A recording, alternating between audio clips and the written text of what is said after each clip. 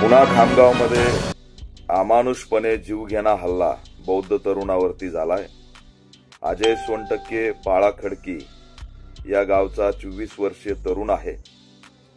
शेतात नांगरणी केलेले ट्रॅक्टरचे 5000 रुपये मागितले म्हणून जातीय गावगुंडांनी त्याला बेदम मारहाण केली, जीवे मारण्याची धमकी दिली।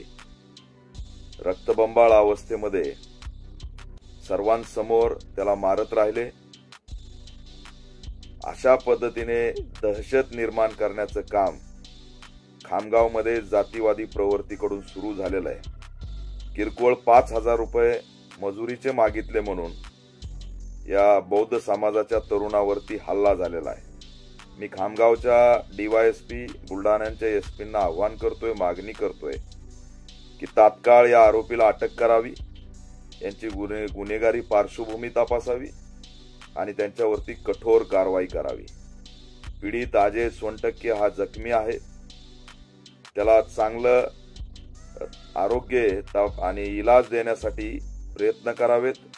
पीडिताला पोलीस संरक्षण दिलं पाहिजे आणि खामगावमध्ये ज्या पद्धतीने एका पाठोपाठ एक घटना घडतायत याची दखल सुद्धा एसपींनी घेऊन तात्काळ याच्यावरती ठोस भूमिका घेतली पाहिजे।